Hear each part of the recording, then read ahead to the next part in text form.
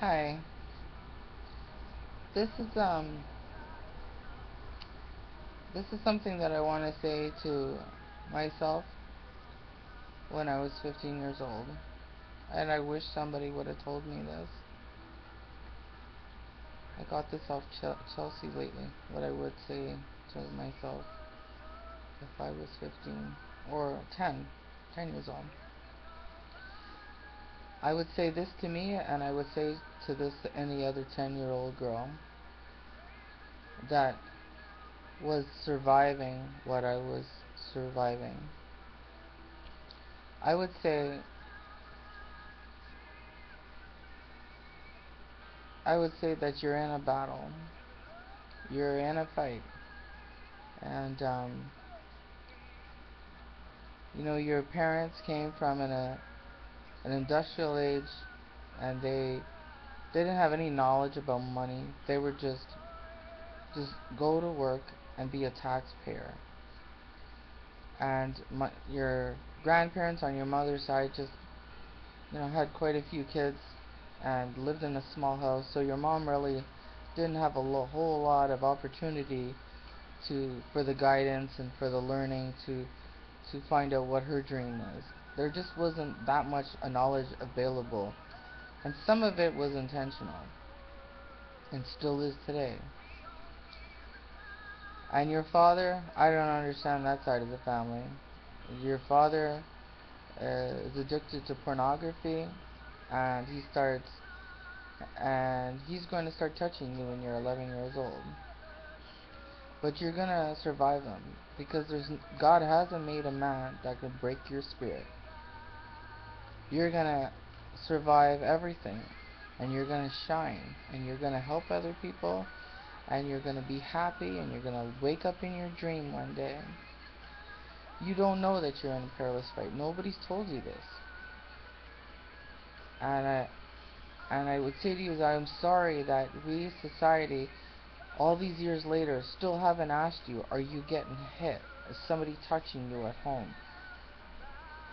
You know, and that boy that you fall for, you know, should have been where he went on to become an NHL star, because he could have made it if he had some more guidance and help, and you guys maybe would have had a shot, have a nice family together.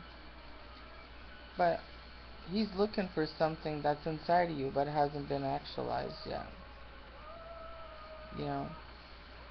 But somebody's gonna tell you one day that he found somebody that he thought was what he was looking for, but there's just no love between them, because he's never gonna find another woman that loved him and wanted him as much as you did. That's your first love that's coming out, and he still hasn't found that, and he's in his 40s. But you're in a situation, people don't have knowledge, no guidance. Your mother has needs that haven't been met yet, and but the greatest gift she's gonna give you, she's gonna bring you to church. You're gonna be an altar girl, and you're gonna have the difference between right and wrong instilled in you, and you're gonna know God from an early age, and that's gonna carry you.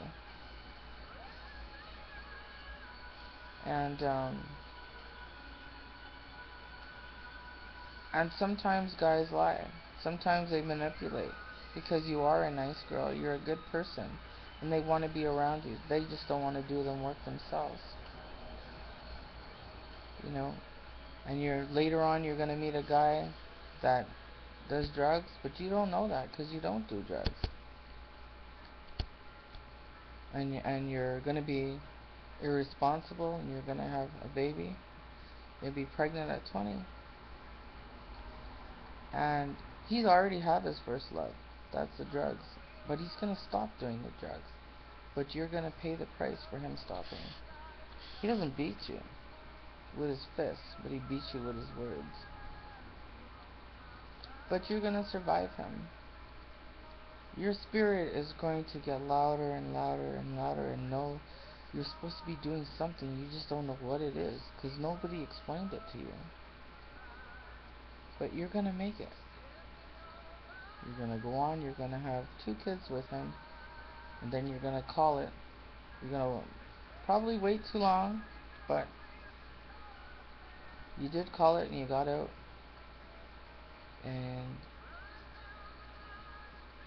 you know that girl that he called after you broke up, he called you and asked you for her phone number. That when your heart was just ripped out of your chest for the first time because you just loved him so much. And how could he do that?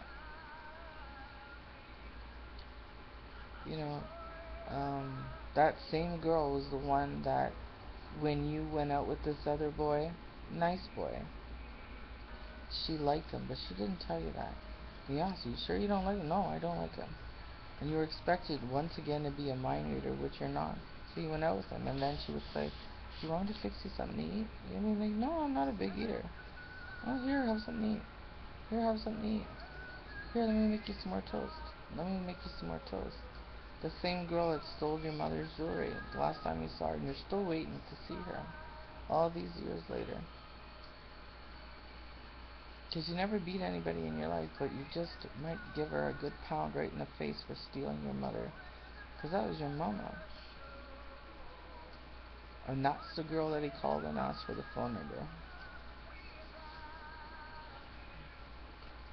And you wonder, if he realized after, when all the other guys wanted you, and if he started realizing, man, he lost a good thing. And he just, you know,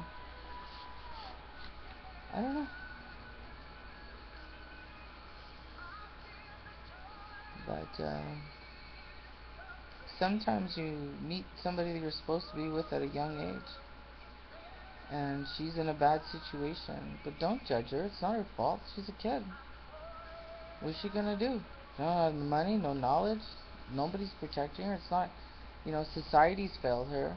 She called the police herself.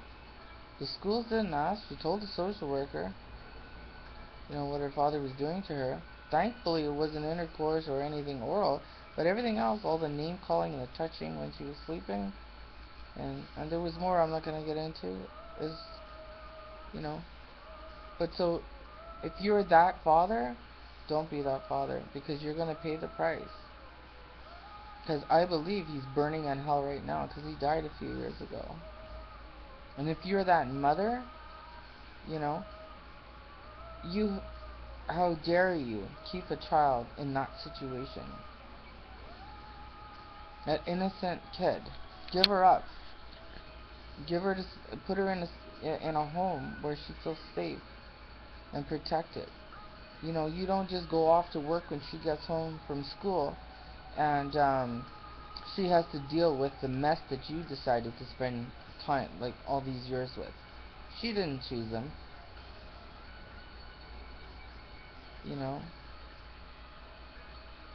And ask the questions. You can't just say, I didn't know. It's your responsibility to find out. You have to ask the uncomfortable, awkward questions. You have to sit down and ask. You have to guide. You have to ask. You have to tell this person, you have to watch out for this bad person, this bad person. I was a young, very pretty girl in great shape, and they were coming for me. Babysitters, my own father, girls that, you know, didn't want me to go out with this boy, but expected me to read her mind. You know, I went through a period where, I was promiscuous when I was younger. I was just always wanted to have somebody that I could just be with, and just, it would be nice, and we'd be in love, and it would just be nice, and I would feel like, have intimacy. I went out with a boy for a year in high school, and he was so incredible and sweet to me, but I would be mean to him. I guess I was just starting to vent out with everything, and I didn't know I was mean to him because I loved him so much. But I kept breaking off with him. It's like I wanted him to fight for me. I wanted him to fix what was going on, but I didn't even understand what was going on. But he got fed up, and when I broke up with him the last time, he just moved on, and I was devastated for years. My two big heartbreaks.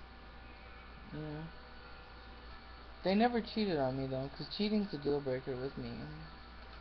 You hit me or cheating is a deal breaker. But my heart was broken. Look for, you know, but to finish off what I would say to that young me, it's like you're gonna make it. Just hang in there, survive it, and as soon as you can, get out of Canada. Because there's so much corruption, they don't want to save the kids. The judges want to use, you know, the women as their whipping post. They look down on us because we're not a judge. I can tell you that I have enough knowledge that if you sat us down, I could give them a run for their money. And any lawyer, just an average lawyer, I could, on any case, I would beat 90% of the lawyers in the courtroom using the common sense that God gave me. So, I have real world knowledge, real world experience, and I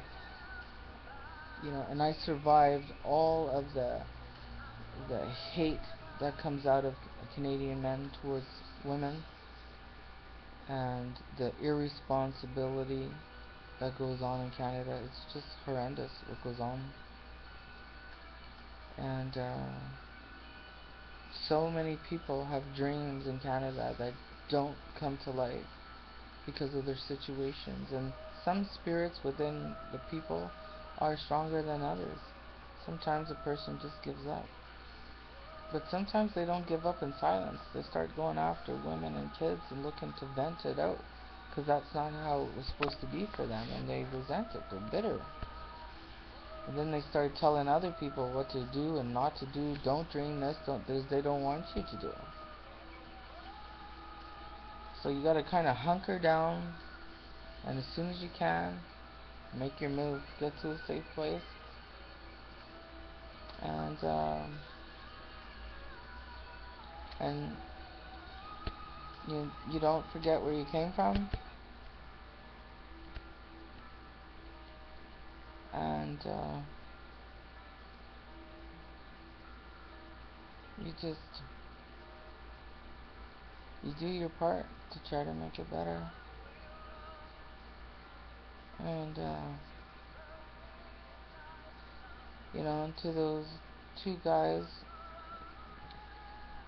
I made up with more than two guys, but to those two guys that know who they are in my teenage years, thank you, because I felt something for you that I've wanted to feel for a long time.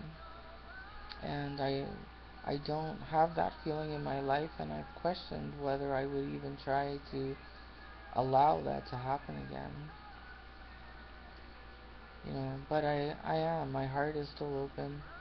Even though my kids are older, I'd actually like to have that feeling with somebody, love, and to, you know, save a kid that is in a bad situation like I was, and to give them a shot, and to protect them, and to breathe life into their dream, and to help them get there. And I hope more people do that, you know. But if you're out there and you're in a bad situation, it really, you know what, it's just a decision and action. You get a little plan together and you just make it happen. And you go in the direction, you create your moments. And it's nice waking up in your dream. It really is. Bye.